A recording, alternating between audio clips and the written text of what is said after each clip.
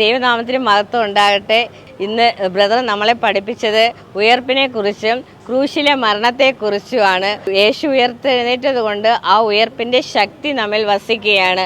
ആ ഉയർപ്പിൻ്റെ ശക്തി നമ്മളിൽ വസിക്കുന്നതുകൊണ്ട് ദൈവത്തിൻ്റെ മഹത്വം നമ്മിൽ വസിക്കുകയാണ്. ദൈവത്തെ നമ്മൾ വഹിക്കുന്നവരാണ്. ദൈവമഹത്വം നമ്മിൽ വസിക്കുന്നതുകൊണ്ട് ഒരു ശത്രുവിനും നമ്മെ തൊടാൻ കഴിയുകയില്ല. കാരണം ദൈവത്തിൻ്റെ ആത്മാവാണ് നമ്മിൽ വസിക്കുന്നത്. അതുകൊണ്ട് ഒരു ശത്രുവിനും നമ്മെ തൊടാൻ കഴിയുകയില്ല. അതുപോലെ തന്നെ ക്രൂശിലെ മരണം, യേശു കാൽവരിയിൽ മരിച്ചതുകൊണ്ട് നമ്മുടെ സകല പാവങ്ങളെ നീക്കി നമ്മെ നീതിമാന്മാരാക്കി. അതുകൊണ്ട് നമ്മൾ നീതിമാന്മാരാണ്. ഇനി നമ്മൾ പാവിയല്ല.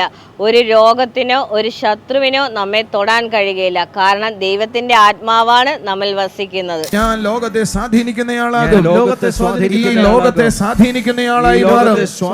എങ്ങനെയാണ് ഞാൻ ലോകത്തെ സ്വാധീനിക്കാൻ പോകുന്നത്? എന്റെ വാക്കുകൾ, എന്റെ പ്രവർത്തികൾ, എന്റെ നോട്ടം, എന്റെ ഇരിപ്പ്, എന്റെ ചിന്തകൾ, ഇത് ലോകത്തെ സ്വാധീനിക്കാനായി പോകുന്നു. ഞാൻ എവിടെ പോയാലും ഒരു സ്വാധീനമാകും. ഞാൻ അനേകർക്ക് സ്വാധീനമാകാൻ പോകുന്നു. ഞാൻ അനേകരെ സ്വാധീനിക്കാൻ പോകുന്നു.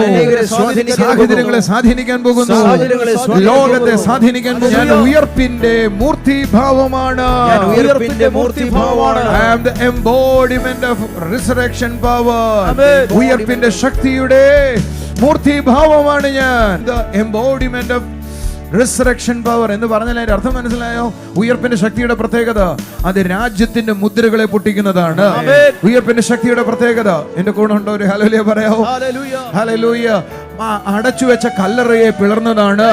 ഉയർപ്പിന്റെ ശക്തിയുടെ പ്രത്യേകത പാതാളത്തെ തോൽപ്പിച്ചതാണ്.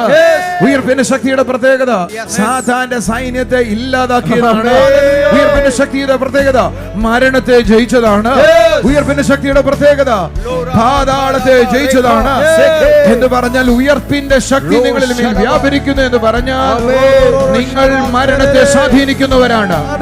മരണത്തെ സ്വാധീനിക്കുന്നവരാണ്. രാജ്യങ്ങൾക്ക് നിങ്ങളെ നിയന്ത്രിക്കാൻ കഴിയത്തില്ല. രാജ്യങ്ങളെ നിങ്ങളാൽ നിയന്ത്രിക്കപ്പെടാൻ കഴിയും. ഇന്നത്തെ മെസ്സേജ് എനിക്കൊരു അനുഗ്രഹമായി, അതുപോലെ നിങ്ങൾക്കും ഒരു അനുഗ്രഹമായിരിക്കുമെന്ന് ഞാൻ വിശ്വസിക്കുന്നു.